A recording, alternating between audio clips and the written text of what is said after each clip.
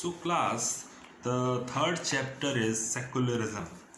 India is a democratic country with every citizen having certain rights and duties.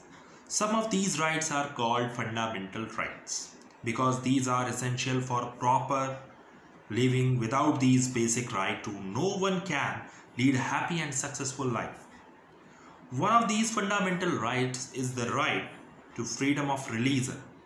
It is clearly stated in the preamble to the Constitution. We, the people of India, having solemnly received to constitute India into a sovereign, socialist, secular, democratic republic and to ensure to all its citizens liberty of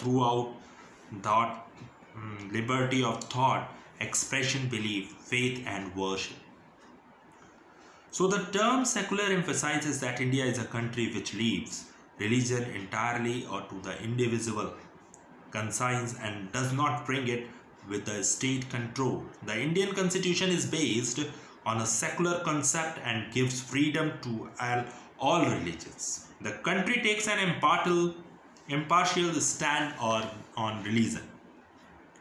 There are countries which have adopted a state or official religion. Islam is the official religion of Pakistan. India has no state or official religion. All religions are given equal importance and in fact there is too much liberalization and religious freedom in India.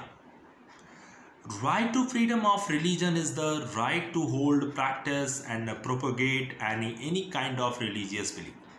India is a land of religions. Some of the leading religions practiced in India are Hinduism, Christianity, Islam, Buddhism, Jainism, Sikhism and some other thing.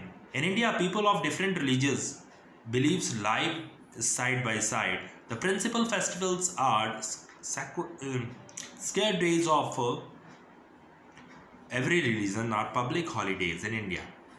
Every religious group establishes and maintains institutions for religious purposes. No particular religious instruction is provided in any institution maintained by the state. Thank you.